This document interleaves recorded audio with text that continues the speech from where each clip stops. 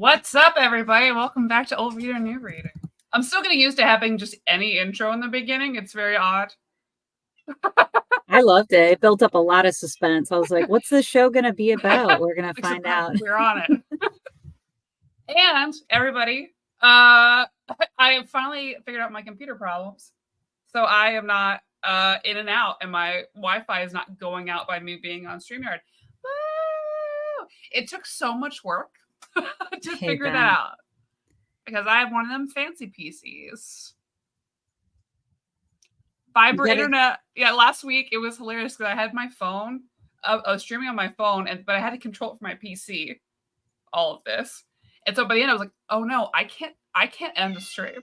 I was like, "Tina, don't leave me. I literally can't end it. Please talk to everybody until I can reload enough to get just enough, like to be able to turn it off." Yeah. Wow.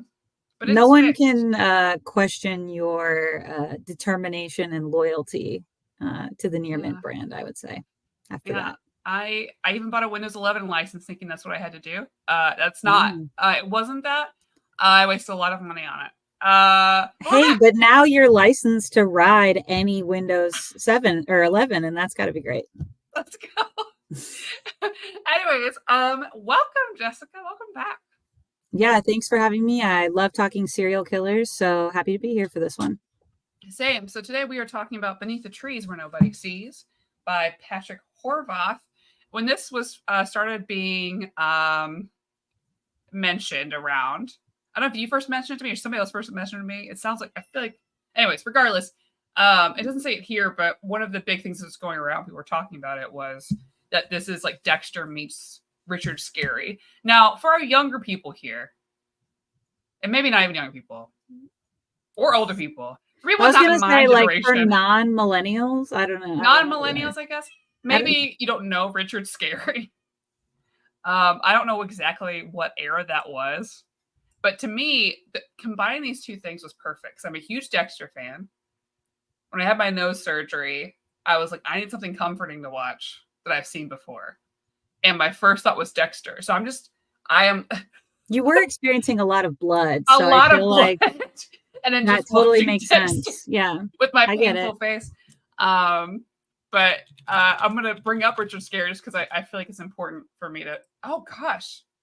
I guess he had a self-portrait. It was terrifying. I never want to see it. I don't want to see it. Don't show it. No. Don't worry. I'm just going to show a picture of like...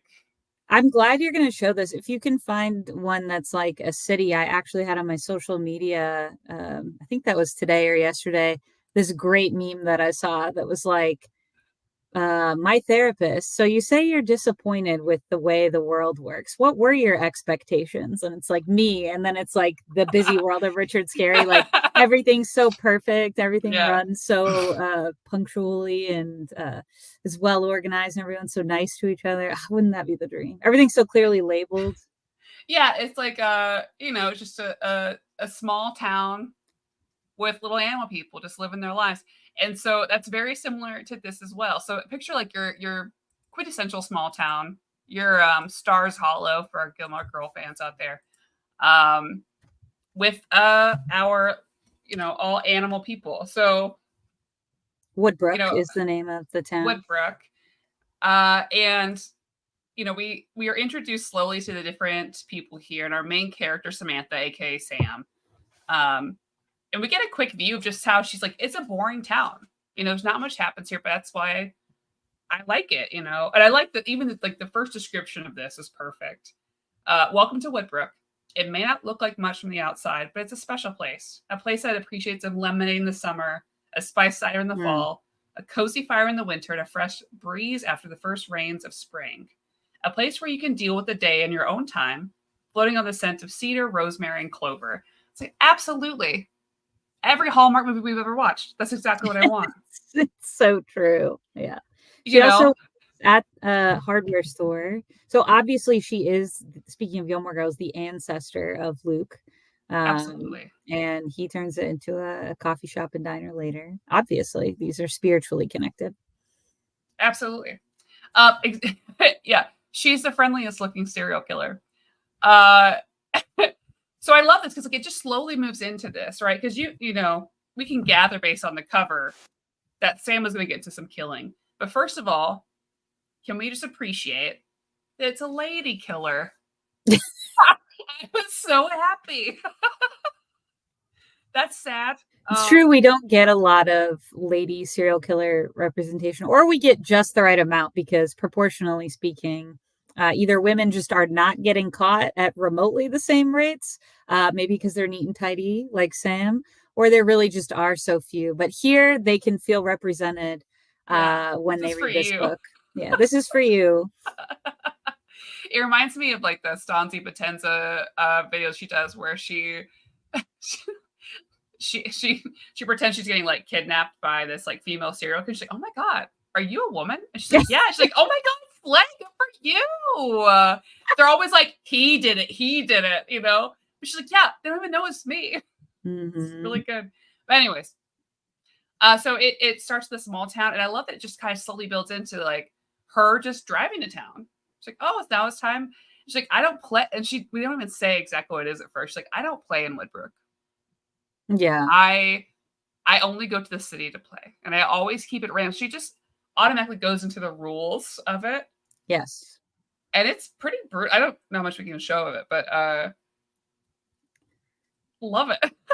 Yeah, she makes a great point, which is in a small town, if somebody goes missing, like all eyeballs, will be on the situation. There'll be lots of gossip. Everybody will be They'll on high talk alert. about it for decades. But in a city, like you pick a no-name person and nobody might ever even know. And so that's what she does. And that's what we see in that very first issue.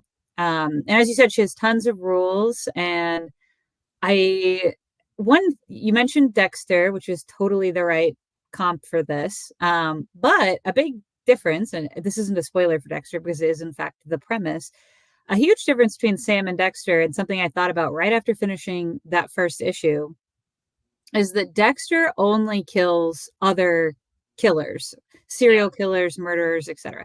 He has this compulsion to kill, and he feels like, well, I got to get rid of this. I may as well make the world, a better place while I'm doing it. But Sam, you really don't get. She really does pick like a no-name person, which is interesting because it's also a no-name person to her, and I thought that was an interesting contrast because I found myself still rooting for her throughout the course of the book, even though in that very first issue it's made plain clear as day, like the only thing that separates her from what I'm sure we'll talk about in a second is that she has these rules.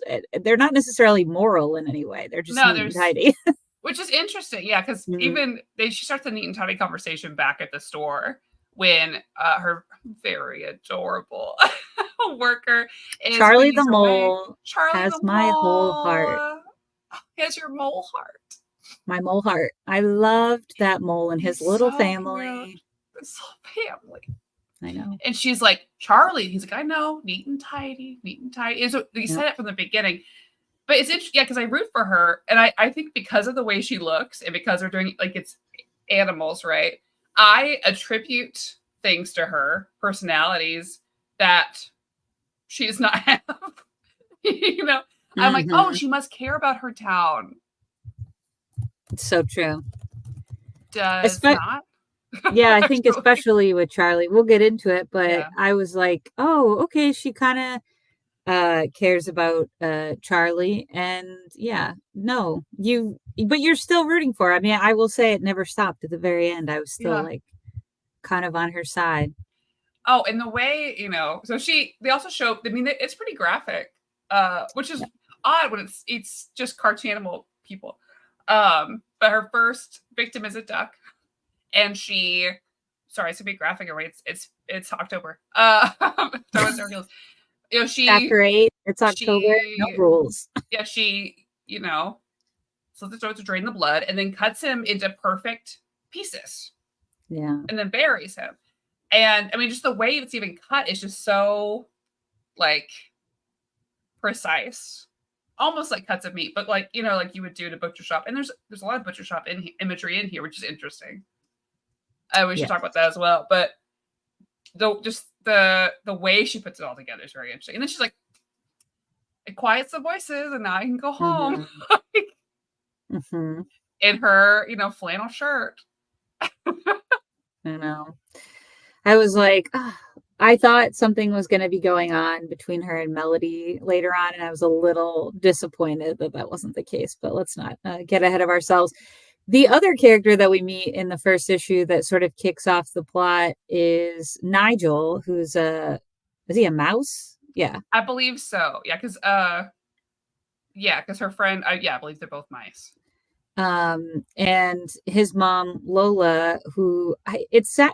Did you get the sense that Lola is dying of something or kind of losing her mind? Yeah, so she She's talks friends with about Samantha. how some disease of the mind is affecting her body. Mm-hmm. And so I wonder if it's like a Parkinson's or something. Yeah, But in the back of my mind, I was also like, is she being poisoned? you know. that's a But really good point. Yeah. I don't I, really as towards mm-hmm. the end, I didn't think so. But Mm-hmm. she's described as being Sam's only friend, and that they have been friends for 40 years. And also anyways, we'll talk about there hasn't been a murder in town for 40 years. I was hoping they would we ever get a prequel, maybe. I wonder if Well, Sam was the first murder. you know what I was shocked about? Samantha didn't seem that old to me. Like when we No. met Lola and they were at dinner, Lola seemed so old. I mean, she's literally okay. She looks like an old version of, I'm really dating myself here, but in my evangelical upbringing, there was a famous series called Salty the Singing Songbook. And one of the characters on there was Charity Church Mouse. And she looks like she's the Golden Girls version of Charity Church Mouse, deep cut, for those of you with religious trauma watching. And I just didn't think they looked the same age. I do have to be Yeah, I thought honest she looked about that. very old. Here is Lola with the glasses and her son Nigel. Also, Nigel initially read as quite young to me, which I think added to the fact that Lola felt a bit Yeah. older. Also, Lola's bangs are great. But he seemed very young. Like, I guess they moved to Iconic. college age. Like, she's not doing well, so he came back home to take care of her. So he hasn't finished getting his master's degree. Because he walks in and he is like doing his best Justin Bieber in his prime with that red hoodie and the swoop imitation. So I thought at first he's like a teenager. Yeah. But they, as you just alluded to, there hadn't been a murder for a very long time, maybe ever. I don't really know. I don't know if they really said that. The cops. So, yes, Beat the Tree's getting a sequel called Rite of Spring. See, this is what I'm hoping it'll be like a prequel anthology. Deal, yeah, because you wanted a prequel, okay? Because the main event of the town, like it's been like 200-year anniversary of the town, and there's the parade, and everyone's just hanging out. And I love the way they show this because they show that something has happened on like there's one of the parade floats like a ship, and like the mast. The mast comes down, and before we even see what's behind it, we see everyone else around Sam freaking out, and Sam is like nothing. It's like she just starts plotting immediately, and then we see a dead man, the dead, I guess like man with dementia. Ugh, Martin the goat. R.I.P. Martin. That was distressing. Yeah. He was so frazzled in his early scenes. We knew he wasn't for long. Couldn't find his glasses. Didn't know where he bought the paper. I am not a sailor. I should know. I literally watch. I've read all of One Piece. I should know what a mast is. Richard really scares Busy down. Yeah, he's revealed, and I love this like close up of her face because the way that everyone else is panicking and she doesn't, it's like she doesn't even flinch. Oh yeah, I can show you because they don't show everybody else. And she almost looks like, I love her faces because she almost just looks bored. Like down here, oops, I can't. Everyone's paying, and she's just like, she's just pissed. She's not surprised. She immediately starts thinking, we have a problem here. This person, this person's effing I'm not even gonna say about that. Like I'm I gonna was curse. like, what is happening? This bird's fucking around, right? Murdering folks here. And she's like, okay, if they start looking into this one, Exactly. they could find me. This Yeah. cannot happen. Oh, and I also love that the very next picture. Now, this woman deserved everything that happened to her. We see a Cher, pig person aka walking Karen. past a butchery. And I also love that, like, in this universe, there are animal people, but there are still animals, like wild animals that are eaten. Mm-hmm. Which actually played in a cool way later. Ugh, Yeah, for sure. Robin. So I'm not going to show that because I don't know if I'm allowed to. you know, and I think you were mentioning earlier, like it's pretty graphic, and that's so true. And I think I kind of wondered as I was reading this why this art style, why this motif. I don't really know how to describe it. Like why animals? Why um this play? There is actually a technical word when animals are acting as though they're human. There's like a real word for that. Somebody Like in the not chat. anthropomorphic. Yeah, is it anthropomorphic? Yeah, anthropomorphic is when you have an animal be like a person. Yes, anthropomorphic. Like frog and toad would be considered that. Yeah. I was wondering like why are they doing that? And I think one, it widens the appeal and the intrigue. It's a jarring juxtaposition that adds to like the mystery and like the intrigue of it all. But I also think it's a little bit because I'm trying to figure out how to describe it. I think it's also because you trust animals more and you're more heartbroken by animals. Like I kept wondering, would I be rooting for Samantha? It's hard to know. Would I be rooting for Samantha from so early on if this was just kind of like drawn in the style of like humans in a quaint small town a la Stars Hollow? And I'm not Yeah. sure I would be so immediately invested. And there's something that my brain did because it was animals that put the violence in a different category despite it being really graphic, where I was Yeah. still able to like get behind them because it felt not real while also being very graphic. Does that make any sense? No, it absolutely does. Well, I think there's that, and then also it adds to the eeriness, and for her especially for like a couple scenes that happen throughout this where she's near actual bears. Yeah. It almost kind of adds a like maybe because they never explain why she's like this. They don't have to. Mm-hmm. It's not necessary for the story, but at the same time, it's almost as if she has this innate need in her Mm-hmm. that she feels like she needs to act on. Like there's a voice in her head, and it's almost as if she feels at peace when she sees, bears attacking each other or killing, right, or hunting. Mm-hmm. She's like, oh, okay, now I have a clarity. I can reconnect with myself. It's as if that this is a strong part of her. Oh, that makes a lot of sense. There is a dream sequence in here with these bears again, as you were alluding to. And I have been thinking about the dream sequence and what it meant. And I think there's something to what you just said Yeah. About that. I think that's really interesting. Yeah, she does share later on, like maybe not a full motivation other than a general compulsion, but she does share she does not have feelings for people, for other beings. She doesn't have any feelings whatsoever. Yeah. Because you think she might, because Lola is introduced as someone she's been friends with for 40 years. And you will get there, but eventually when you get to the end, she says, like, I don't have I've never had that. And I think that's, yeah. Doesn't explain the full motivation, but yeah, it was a reveal for me because I kept hoping she would because she was our main character.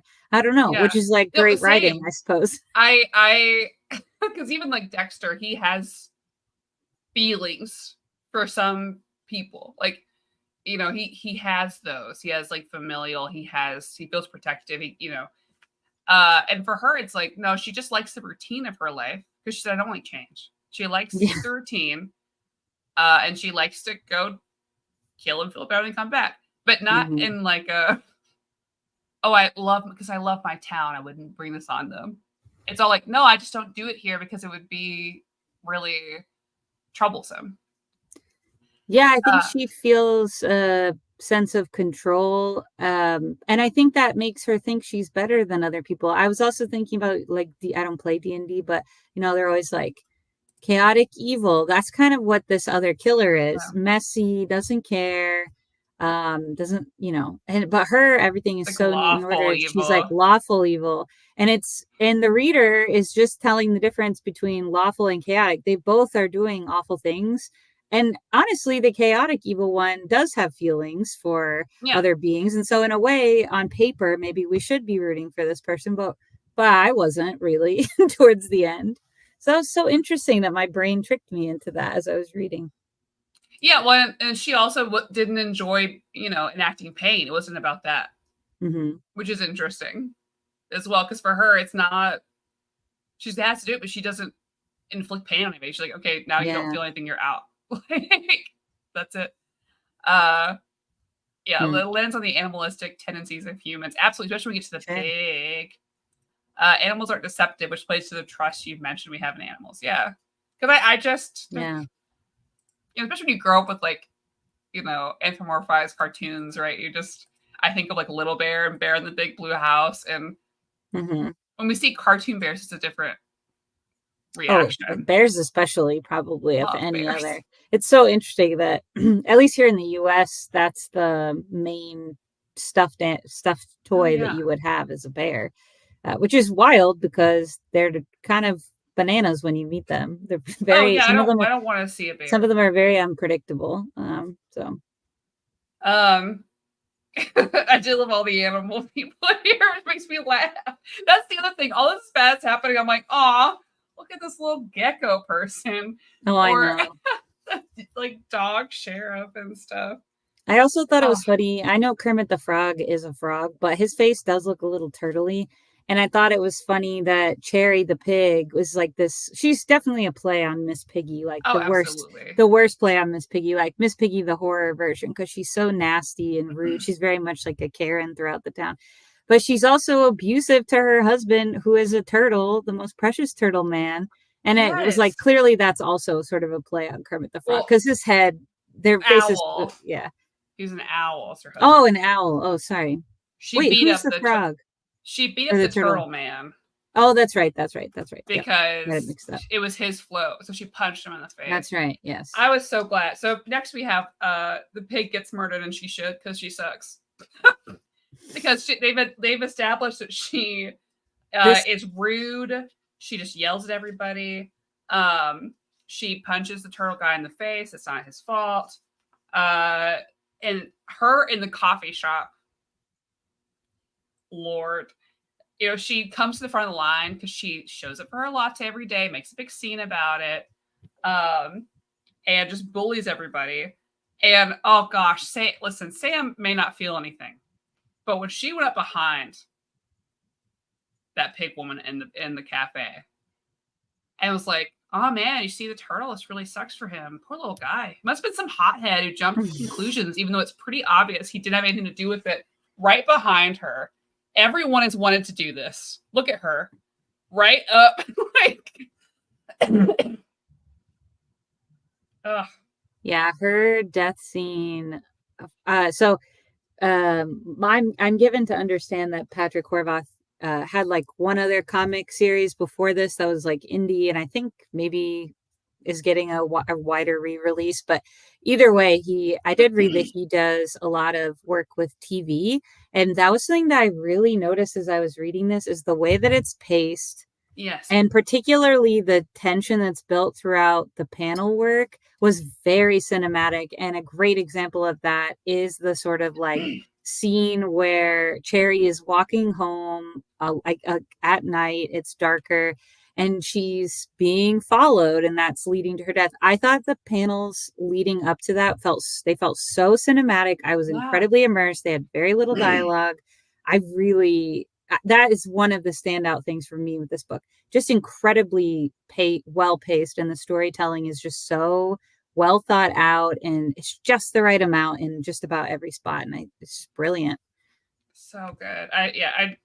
The chase sequence with her, the way she Yeah. approached the killer, like I I loved all of that. I thought it was great. It really built up the tension really well Oh, throughout. I'm yeah. just getting to learn about all of the other residents, because we see this killing scene, and then Sam's still investigating. She talks to Melody, who's a cat that runs the butcher shop, Mm-hmm. because she's suspicious of her. And I love that whole scene as well, because we get some really great scenes at the butcher shop, because you also get how, like, in the middle of this, when Sam's investigating, we get glimpses of how the people in town are reacting. Like, we see coming to the butcher shop, 3 different people are like, "Oh my gosh, I'm glad you're open. It's so dangerous. You can't even leave the house anymore," which feels like, it almost reminded me of, like, early COVID. We're like, "Oh my god, like, thank God you're here. Like, it's so scary to be out," Mm-hmm. like, yeah, I'm still here working, and there's a killer out. Like, it's enough to make you never leave the house again. Oh, bless you, Melody. It's like, but then learning more about Melody with, like, her That husband who was had died. Yeah, that was nuts. And that was such a great issue because I think the thing I noticed about Sam, if she had like a character flaw, I kind of read a little bit of her reaction, but particularly in that issue, as a bit of narcissism. I think in a way she maybe feels like she's in this very perfect world and she's the only one with secrets. And I think that's part of the Yeah. drive. That's what I read as part of the drive for her is this, I have the secret and it's perfectly controlled and none of these perfect people in the town ever know I'm anything different than them. And I think in that issue with Melody, she really sees that maybe there's more to the eye than actually a lot than for a lot of the townspeople than Yeah. just the potential killer when she realizes Melody is not the potential killer. Um, and I mean, what we learn, do you want to share what we learn about what Melody's hiding? Because it's Oh, pretty yeah. startling, similarly. Yeah, it was really cool, because there's even like a comment as well, because she's suspicious that maybe she had, like, buried her husband on the property. But Mm-hmm. when she finds out, because we keep seeing Melody talk to someone like Sweetie or Yeah. whatever, and she's sneaking in her house and she finds all these felt heads of her husband. So she Mm-hmm. has built out of felt a copy of her husband to, like, sleep in the bed next to her, so she doesn't feel lonely. And they end up having, like, this moment, because she gets caught. Sam messes Yeah. up, and Melody's ready with a gun, like, planning on murdering somebody tonight. And they're Also, really why does Melody have a gun? Because they live in, maybe she got it from the big city probably when the got it. murders started happening, but it's like, why do you need a gun in this perfect place for 200 years? I thought that was interesting, but perhaps she got it when the murders started. And the fact that there's almost like a respect at the end, because Yeah. they talk about this, and you would think that Sam's like, "Oh shit, you caught me sneaking in your house with a headlamp," which is weird, regardless of murders in town. I would be a little more suspicious of somebody doing that. But So clearly she's like, Melody's not "Hey, mentally don't tell well. anybody. Yeah. Here's my backstory. It's a bummer, but don't tell him. Now get out of my house." And then Mm-hmm. they're fine. Uh, and then we get the funeral scene, which is neat as well, because there's this moment where she's watching everybody react, and she's thinking, "Oh, this must be the same way for all those people I kill in the city." Mm-hmm. It's really fascinating to watch. And then she's like, I think she's enjoying it in a way. Like, it's like she's talking about, oh, the killer must be here because they must really enjoy watching this. They wouldn't miss it for the world.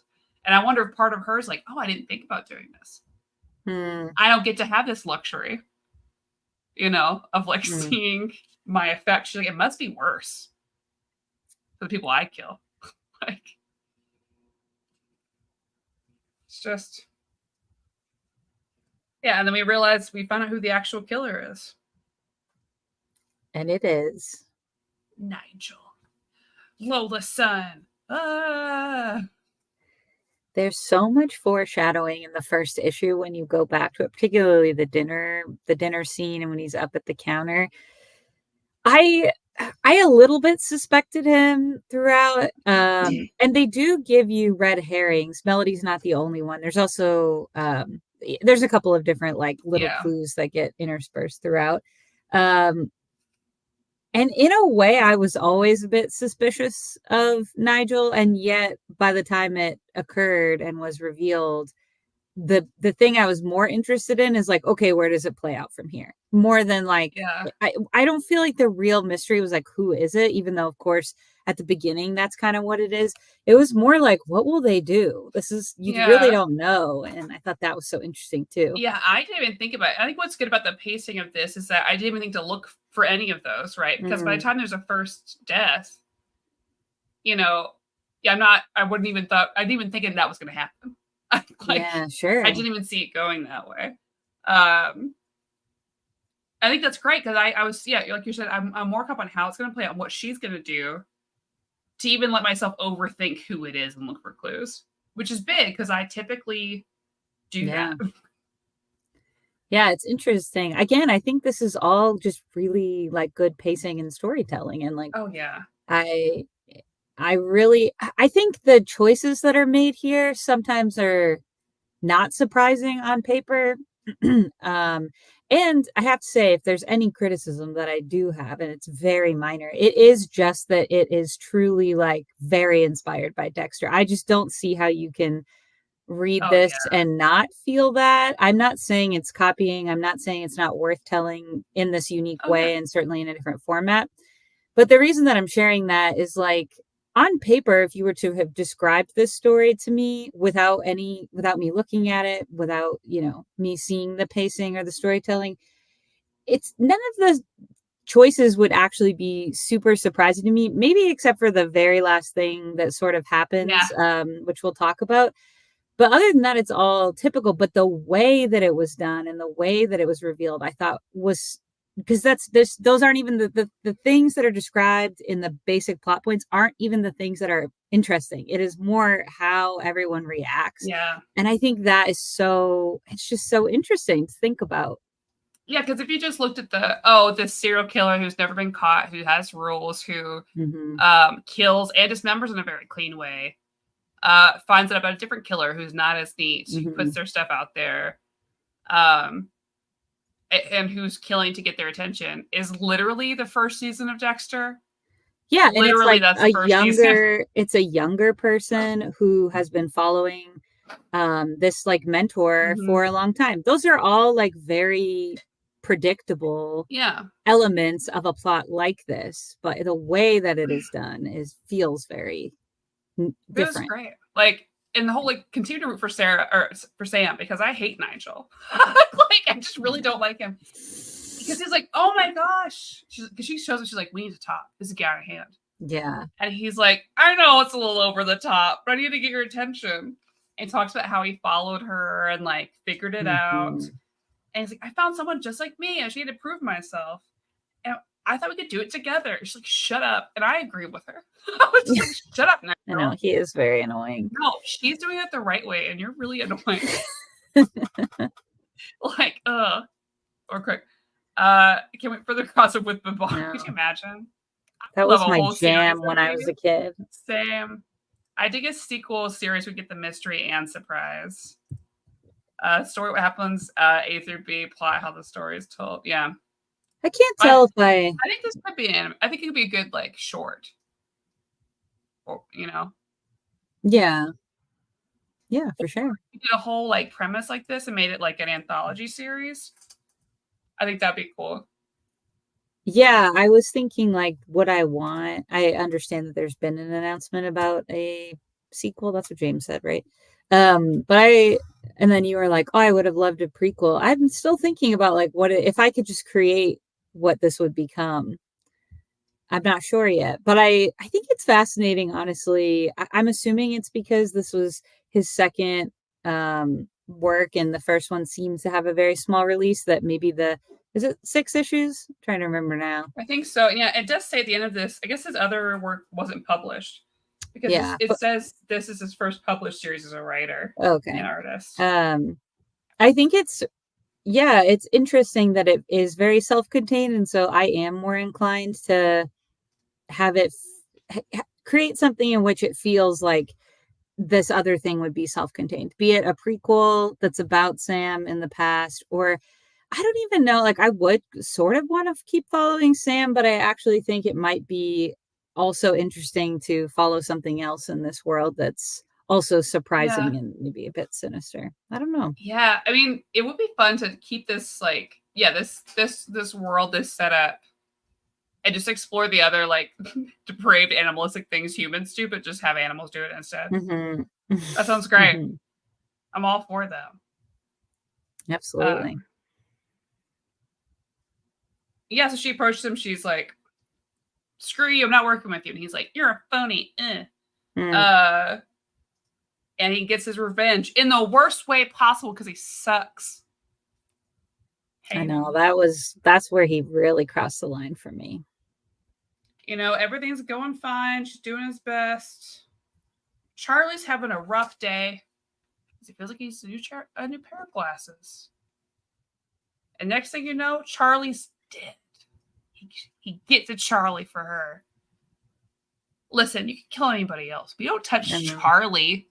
I know. He was he was great. And that's where I was like slightly surprised again later to I don't know why, because she's telling me I don't have feelings, and then I'm like, but Charlie, and she kind of calls him out on it too, and that's where I thought, oh, maybe you have some feelings, because she's like, Charlie of all people, you know. Yeah, um I think that's so interesting. Yeah, but that does cross a bit of a line, and I think maybe I can't remember if they spell it out, but one thing I was thinking about is that brings it really close to her, like, yeah. again, suspicion wise. So that really heightens the suspicion because they're co-workers, and yeah. I will show since it's a cover and from far away the segmented duck. That's it. But it's cool. You should look up the covers. There's your tease. Uh, yeah, because it must be the reason that she got most of it, just because it was close now. Because that's gonna ruin up. Yeah. That's gonna mess up her whole day and her shop. Hmm. Uh oh, sorry. Um, the series was so big for IDW they made a new horror imprint called IDW Dark. Oh, really? Wow. That's cool. With comics based on Event Horizon, Twilight Zone, A Quiet Place, and Smile. That can either be really good or really Wow. bad. So we'll Good. see. Sometimes comics made from movies can be good. Sometimes it's a single, but IDW has a better chance, I think, than some other publishers do of doing that right. I'd be interested. I didn't know that about Twilight Zone. I think A Quiet Place could be done really well, depending on who you get to do it. Oh, this is like brand new information, James, right? This is like That's just from announced. NYCC, Yeah, probably. a couple days ago. Okay, I was like, I hadn't heard of that. I would love, yeah. I love the Twilight Zone. I was so disappointed. I love Jordan Peele, but I was really disappointed in his revival series, which I Yeah. thought was the going to be the perfect combination. But each season only had maybe one or two episodes I thought were pretty good. So that's kind of interesting. A Twilight Zone comic. I'd be interested in that, following that. Uh, yeah, we get her freak out sequence, her going to the forest to watch these two bears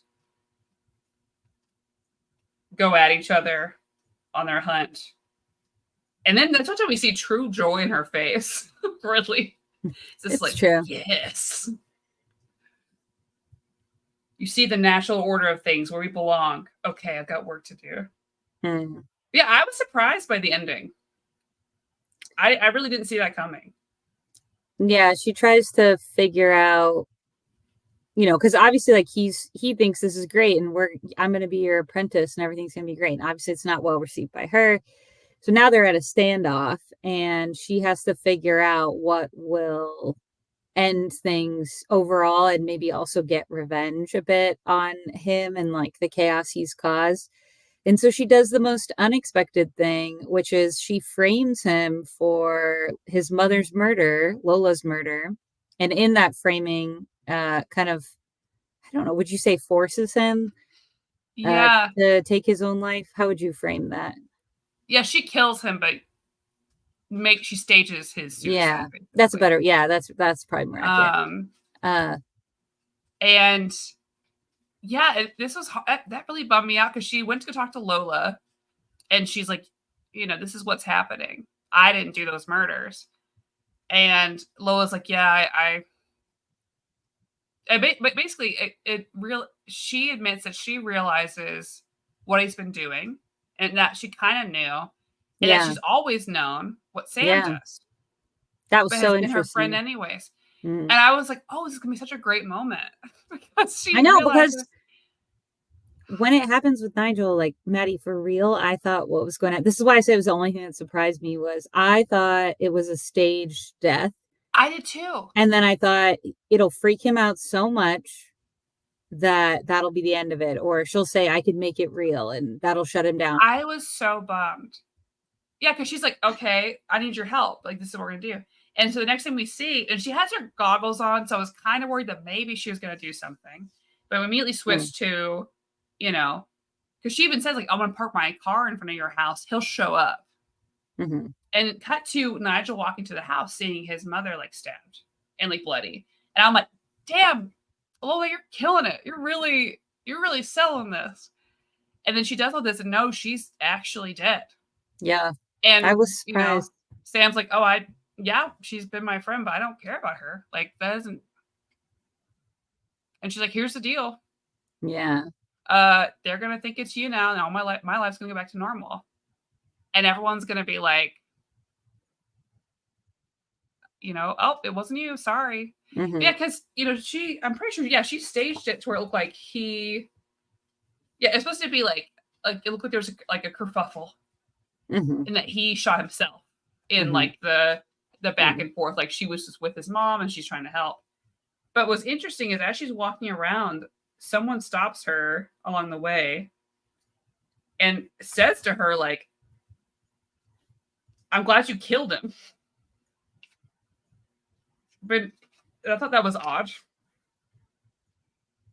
I don't know. Oh yeah, no, the mole wife. I'm glad you killed Nigel, Sam. Charlie's Which is boo. interesting. Because I thought it was more of a suicide thing, but yeah.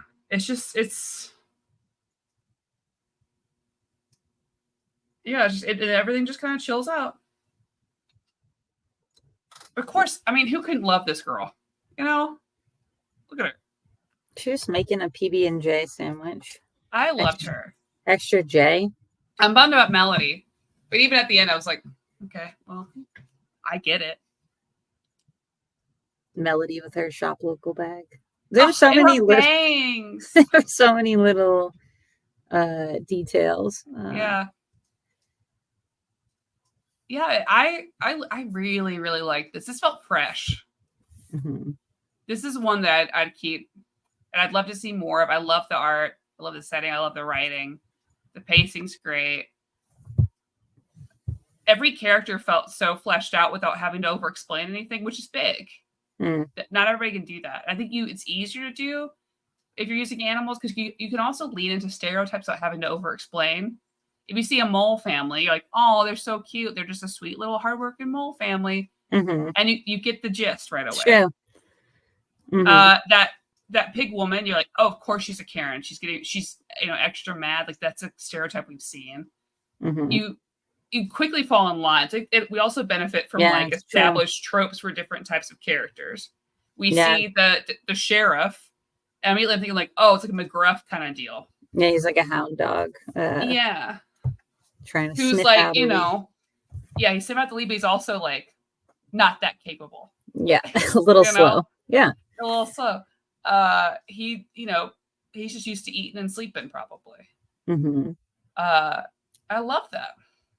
Yeah, that's a great point about our brain making assumptions about the characters based on the animal. And when you have such few issues, it really makes sense to rely on that sort of thing.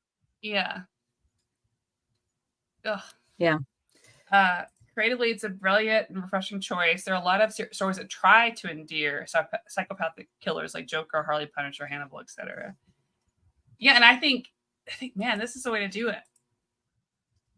Yeah, I've never personally been endeared to most of those people that on that list. Doesn't want to say they're not interesting to me. Yeah. But yeah, I just thought it was so, I think,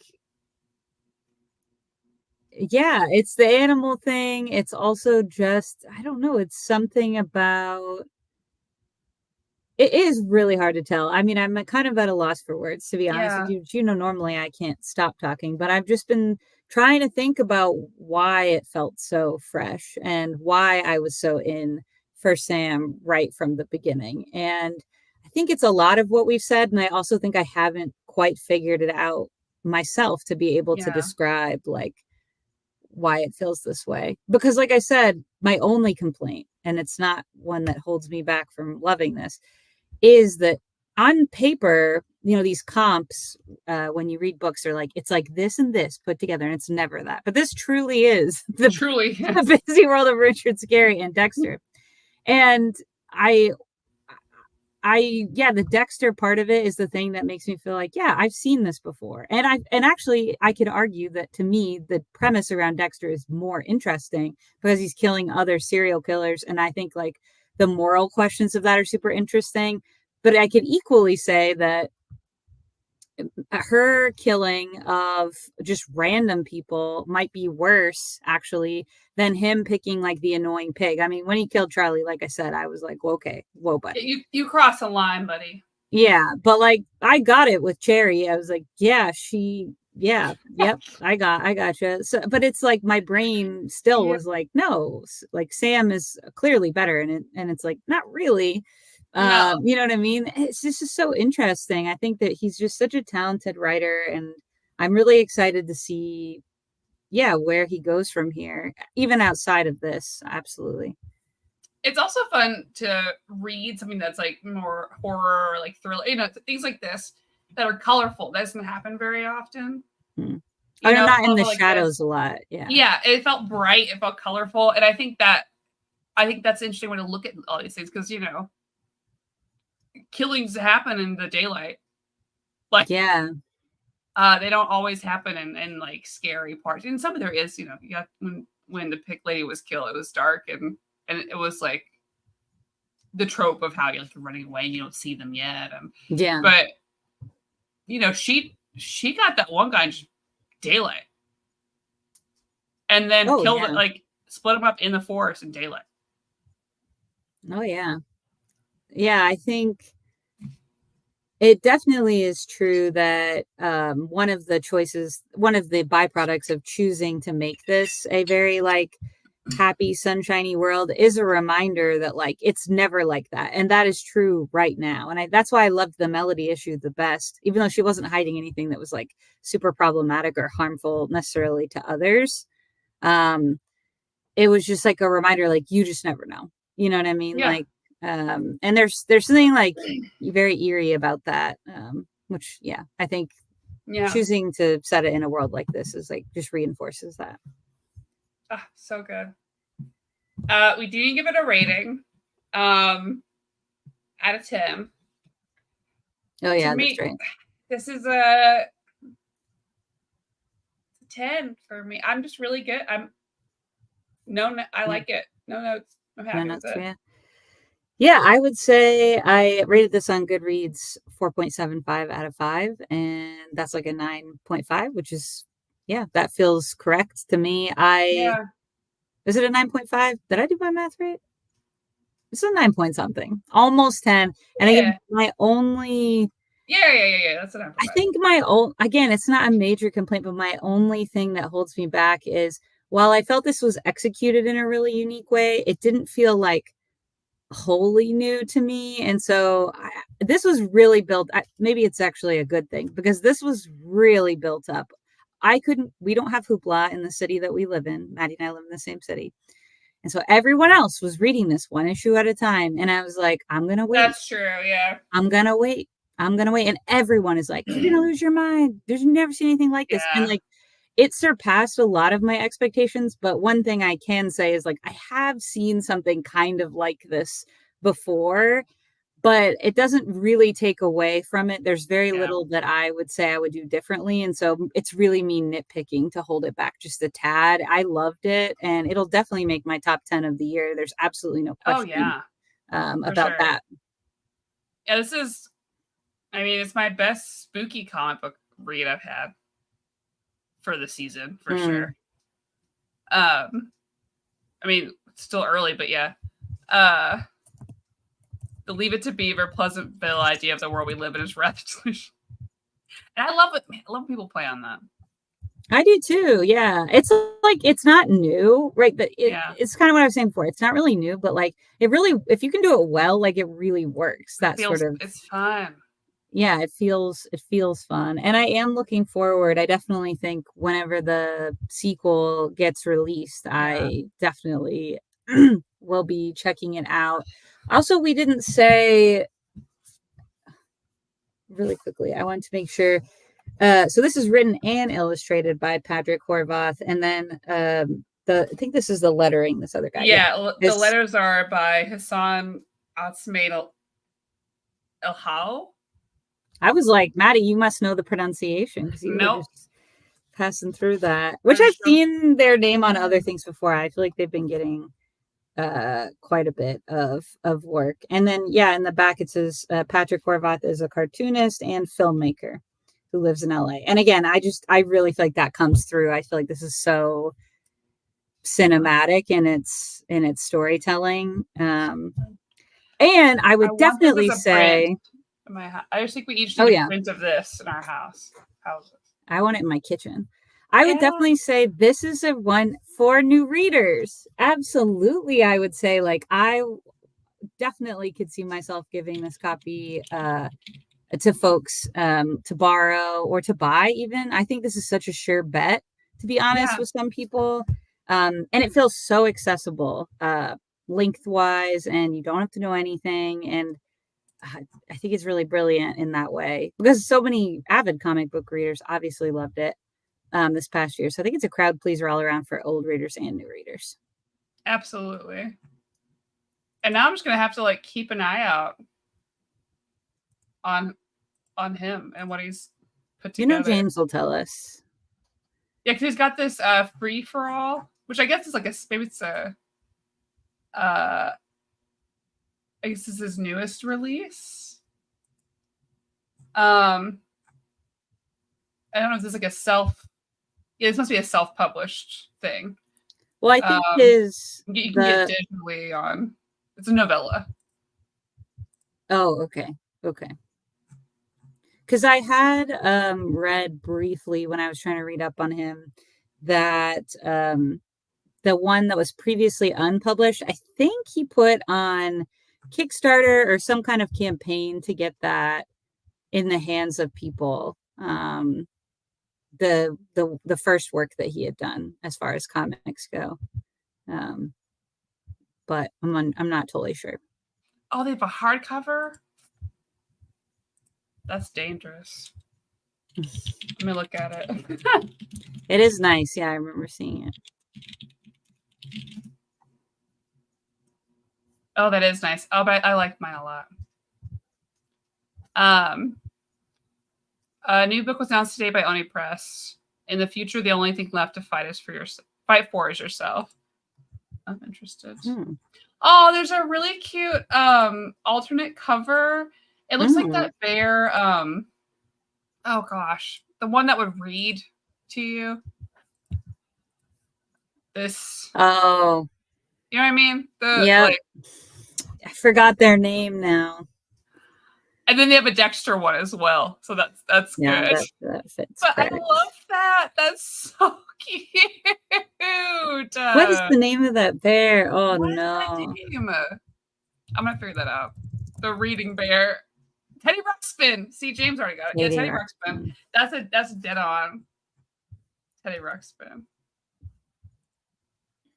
Oh, I love her.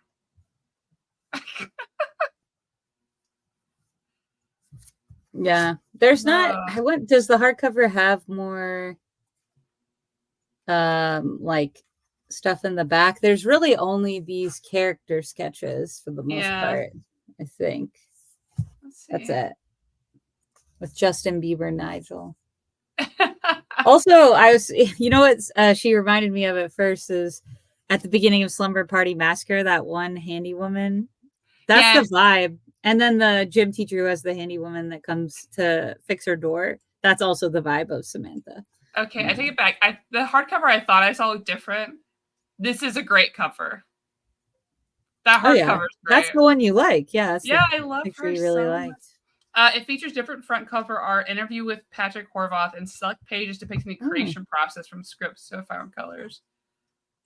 James said, yeah, it comes with a few pages extra with an interview from Patrick Horvath. I think the interview would be cool. I haven't gotten a chance to listen because I only recently finished this, but there are quite a few podcast interviews with him, obviously. And so I definitely want to listen to some and hear a little bit, especially about how his work in Hollywood impacted his work here. Yeah, I never do interviews anymore, but that one I would do. Yeah, he seems like a and cool then I'd guy. be like, listen, you have prints of my girl? Because I love her. I know, I'm excited for you. I hope the sequel is a Samantha sequel. I would assume so. I don't know if there are any we should go to details about it. Let's go to Build-A-Bear. Oh, it's so true. We should I want to make like a Sam one. I can sew her up a little like. This really does have potential. There aren't many graphic novels or comics that cross over to people who truly never read, but there are a few. I definitely think Watchmen is like a classic example where people who don't read comics are like, oh yeah. I kind of like wish that this would become that, because I definitely could see like Box Lunch and some of these other places could have like Beneath the Trees merch. Yeah, I think this is going to be a great, like, fall read. Weird. The trees too. That's great. I'm legit. I've been looking for an excuse to go into Build-A-Bear. Actually, what you need though is it needs to come with like multiple paint cans where you can take the bear apart and put it in the paint cans. Like at night. That'd be so fun. Also, we didn't talk about it, but the kills in this from her too, like the tools she uses from the shop she works at, I appreciate it. I love when the like in horror movies they make use of where the actual setting is, like the kills are related to the thing. That's really my jam. So when she started doing a lot more of that, I was like, oh yeah, and she would have all these paint cans and this and that, and I'm like Slumber Party Massacre. Exactly. We should, but also not because he definitely kills rewatch that. Everyone the same way. Oh, it's a classic. So much. I almost wore my Slumber Party Massacre sweatshirt tonight, but it's pretty warm today, so. Oh, I guess we should have gone to Scarefest. Well, I guess she's always there. Maybe next year we'll go. Because the girl from Sleepaway Camp. Oh, she's always there. Yeah. I have friends that go every year. I heard this is like random drama from a city none of these people live in, but I have heard it was kind of a disaster. They revamped the facility that it's in, and it took the first day 3 to 4 hours for some people to get in, which is a half day. It's Friday. It's not like a full day. And my friends, there's no excuse. I know a couple of my friends went on Saturday and it still took them 2.5 hours. They missed like a panel. They didn't get as much time on the floor as they wanted because they had some things scheduled throughout the day. But I will say about that, what intrigues me about that event is it's kind of a mixture between like definitely horror movies, but also there's a lot of like true crime panels and like psychopathy kind of panels and like things like that, like that I think are super interesting. So it still has a pretty good mix. But yeah, if Slumber Party Massacre were to have a bunch of cats, you better believe I'll be there. I did find out that my mom's ex-boyfriend, I guess, makes horror films and was like, oh wow, probably was he independent ones like your Bachelorette one you love? Oh, /Lorette. Oh my gosh. Oh, I don't know if anyone has seen this. It's not a horror, even though it came up on a horror list, but I have to say it's now my number 3 favorite movie of the year, which is Okay. The Vanishing, 1988. Oh my God. It's a foreign language film. It's, again, I would not classify it as horror. And it's also a little, our library didn't have it, so I had to rent it from Amazon, but it was well worth it. It's like in French and Dutch. And there was apparently a 1993 American remake that was terrible. But I watched it, and Omnidog Jess is a big like film buff, and we've been Yeah. chatting a bit about horror movies this month. And I told him about it, and he was like, I still think about that ending. And I was like, I can't get it out of my head. It's truly one of the best movies I've seen this year. Okay. I highly recommend if you've not seen The Vanishing Maybe I'll watch that 1988. tomorrow. It is a little bit slower, but it's It's in fine. the oddest way that it's still very captivating. Yeah, I want to hear so much about your thoughts about it after Okay, you finish absolutely that. love The Vanishing, and I would consider it a horror movie, to be honest. Okay. Okay, yeah. Here's the thing. I really struggled. I do want to talk about this for a second because things that happen in it are horrifying. Absolutely. Yeah. And I would also put them in the realm potentially of things that happen in thrillers in a way, but it is not paced like a thriller. So I definitely would not call it a thriller. Yeah. So yeah, I'll be curious. I totally see why it's on the horror list, and I don't really know what bucket I would put it into otherwise. But yeah, I'll be curious, Maddie, that same thing, like what bucket you would put it in after you watch it. And I Um, put the Criterion Collection on my Christmas list because it was so good. man. Yeah, highly recommend that one to anyone, really. Universal Rec. Okay. Yeah, man. I feel like I haven't done enough like spooky stuff. So I feel like I've been telling a lot of people I think November just has to be my second October because I feel like That's October's been fine. busy. So I Yeah. feel like I need a second try at it. Because I mean, I'm not gonna do Thanksgiving anyways. And then the minute Thanksgiving hits or earlier, we start Hallmark time. Oh, girl, they've already started. As James well knows, James, I'm sad you haven't contacted me about your initial thoughts of any Hallmark movies you may have watched so far, because I know you're See, on this top is of why I it. wish you had a podcast where you just talk about. I know there's a ton of people talk about Hallmark movies, right? But I could I want to hear you do it. I could never do it because my bros at Deck the Hallmark, I can't do it better than them. I have to say it's the best it's one of my favorite podcasts. I only listen at Christmas because I only watch them at Christmas.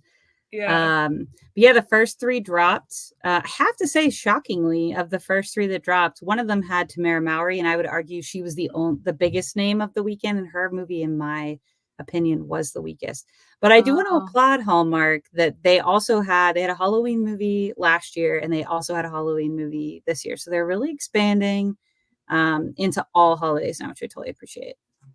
Yeah, I still want to watch last year's Friends and Hanukkah Family one. Christmas. Oh, wait, which one was that? Oh, the one with your person. Yeah, my person. The time travel one. That was so fun. I have to say, the lineup for last year was a lot more fresh. The descriptions for the ones this year, and I think the writer's strike affected which scripts they used for both. But the lineup is very old school Hallmark this year, whereas last year they were taking a lot of swings. Not all of them were home runs. That one was really good, though. That was good. Did you watch the one that was set in Somerset, Kentucky? Maybe it might have been a Lifetime one. It's like an Amish romance one. No. Was it a Christmas one? Because I only do. It may have not been, actually. I'm not sure. I just watched Manhunter for the first time the other night. It's a very good horror slash thriller. Okay. Okay, I'm into that. And I think so this is a different Manhunter, or Manhunt. The book Manhunt about like the I know what you're talking about. That's becoming a movie too, I think. Oh wow, I didn't know that. Okay. Yeah. I really only know the cover. I feel like one of the Wachowskis did Matrix. The Wachowskis did the Matrix. Yeah, sisters. Yeah, I think they're doing it maybe. Oh, that makes total sense. Interesting. Yeah. Okay. I watched that one on Netflix, a new one where they switch bodies and stuff. That was pretty good. It was fun. What was that? The dating game, the one about the dating game killer, Woman of the Hour. Oh, I want to watch that. A lot. Yeah, that's like this weekend going to happen for me. Yeah, I really enjoyed What's the that. Switch Bodies movie? What is it called? Is it a horror? Yeah. Hmm. It's like early this month. October. Scary movies. What is Good it luck with called? that. What is it called? I don't remember. What's it called? I don't know. You have to send it to me when you see it. I will. Yeah, Woman of the Hour is getting like great ratings, and I really I want really to see liked that. it. The And then, Substance. Oh, this is in the chat. yeah, The I'm gonna watch Substance was Substance. on my list, but it had like really limited release in the theaters in the city that we live in, and I don't like. They're at weird times at this point. Like I'm not up at these times, so I need it to become available to rent or watch It's at home. But I really want to see it. because we wanted to see the one with Brandy, and that was weird times too. The Front Room, it wasn't good. Oh, bummer. No. Well, that made sense that because they got bad ratings, but The Substance got great ratings. And we gotta see Heretic next month because that's Yeah, definitely Heretic, and then the Monster Romance one. What's the monster? Oh yeah, you don't know. Okay, it's called Your Monster. This girl goes through a breakup and she's having a really rough time. She's crying at home, only to realize that there's like a man comes like Beast a little bit from being the Beast, like in her closet, like. He's like, is this a meme movie or is this a weird movie? It's a meme movie. But we have to go see it anyway. I want to see the Tom Hanks movie that's like spans a lot of time, whatever that's called. Doing a great job tonight. You're welcome, everyone. And then the Platform 2 came out, which I haven't watched yet, but I loved the first movie a lot. I think it's Portuguese. They're in like a prison, and there's a platform that starts at the top, and that's full of like, I mean, the greatest layout of food you could ever imagine. And then after the first people eat their fill, it moves down and down and down. So by the time, if you're in a lower floor, which moves depending on where you're at or your crime, you may have a lot of food or like no food. Wow. And so that's the whole premise of this, and it's really interesting. I really liked it. I'm definitely watching Your Monster. I've only support Melissa Barrera. It's getting good, very good early word of mouth. Nice. Is that a horror movie? I haven't heard of it. And it's more of a rom-com, I think. Like a Dragon Yakuza Part 1 comes out this Thursday. Yes, it does. Very excited. This is what you're talking about, Maddie. Yeah. Oh, okay. They're the same thing. I was getting a little confused. Okay. Yeah, I might watch that. I'm not sure yet. We'll see. We'll see how it goes. It's just a little rom-com. For me in particular. I was gonna say it's more like for you, I feel. Tina sent it to me and she's like, oh my God. Does it come out soon? Yeah, like next month. Oh wow. No, it comes out in like 3 days. What? It says October 25th for the US release. That was so nice of them to do that for me. Wow. Oh man. I told my mom I'd take her on Sunday for her birthday. What if I just took her to see a movie that I want to see? It does have an 80% on Rotten Tomatoes. I'm stoked. I don't know where I'm gonna find it to watch, but I'm figuring it out. I feel like the Kentucky might have that. I need to get 3 more tickets this year to get my Club Platinum. But there's nothing coming out. The Tom Hanks movie. Yeah, I mean that, but like the past month has been nothing. That'll get us to 3 easily. Yeah, and I'll go see Wicked.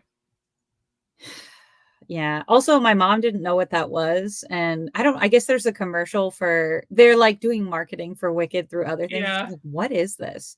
Green and pink. Why is everything green and pink? So then I tried to explain what it's about. She was like, that's a dumb premise. And I'm like, Mom, it's like kind of internationally famous. It's like yeah. It's like one of the biggest things ever. She's like, one of the biggest musicals sounds stupid. I'm like, okay, cool. And I'm gonna no worries. Moms. It's fine. It's fine, Mom. It's fine. Just go home and watch Blue Bloods. I assume every mom watches Blue Bloods. She does. No, she's really excited about. We did watch the first episode of Matlock, and then weirdly they aired the premiere like 3 weeks before the rest of the season, which has now started. Yeah. But she doesn't have a DVR anymore, and I have her linked up to my Roku so that she can watch my Paramount Plus as well, but she can't figure it out. And if she could just get on there, she could watch Matlock's Yeah. galore. But I have a feeling what's going to happen is she'll come for the holidays and then we'll wind up watching like 4 episodes of Matlock. I didn't love the premiere. It has a really big twist that makes it very different from the original. But everyone else I know, I am definitely in the minority. And I'll keep watching so that I have something to talk to my mom about. Yeah. But it's October. And so our family is just about Hallmarks. This is what the group chat will be about from Yeah, that's where my mom here will be. until the new year. Yeah. My mom did watch, we talked today about it.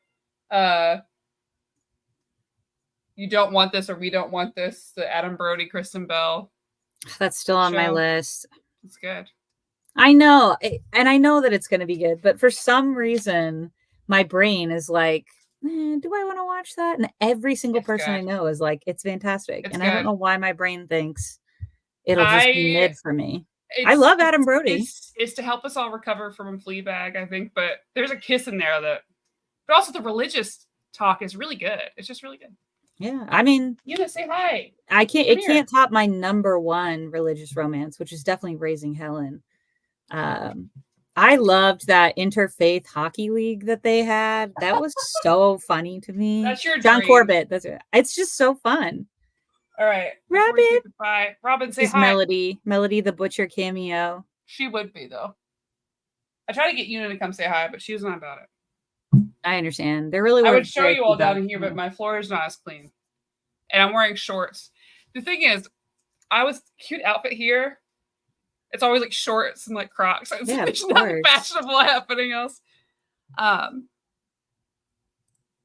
wife and the drama is looking forward to seeing the Conclave this weekend. Oh, bad, Robert. Ooh, yeah. Yeah, so I saw the ad for this when I went and saw The Shining at our local indie theater, and I had never heard of it previously. And I am also kind of interested in it, so I might check it out as well. As a recovering Catholic, you watched the Hallmark Way Home. Okay, no, not yet, James, but I will because it came out, I think, in between Christmases, and I get the Friendly app to watch Hallmark only for October, November, December. So I'm gonna try to watch it while I still have it. It's a time travel kind of ish. James might be able to describe it better. Show, but it has Kyler Lee from Supergirl. She's like one of the main characters. Yeah. Oh man. So yeah, it's definitely been on my radar, and I definitely want to check it out. I love that, like, people come like, oh, I'm really excited to hear about this, like, horror book. And then we're like, and then what Hallmark is That's how Hallmark is a different kind of horror for some people. For some people, it'd be like torture. Yeah, well, that's when you turn into like a dream. You just try to guess it within 15 minutes, Yeah, just watch it like it's a Twilight Zone episode. If you're not really into it. I love them, ironically and unironically. It's like the best combination to go at them for. Well, thank you so much. Read this book. Buy this book. Great. It's good. I'll be back next week with Hellboy, the Crooked Man. And you all better join because we watched the movie and it is the most hot garbage I've ever watched. It couldn't even really be called a movie. And I suffered through it. So I need you all to be here so I can talk about the movie and the book, please. Absolutely. I'm excited to watch that. Yeah. So we'll see you all next time. And thank you guys so much. Bye. Bye.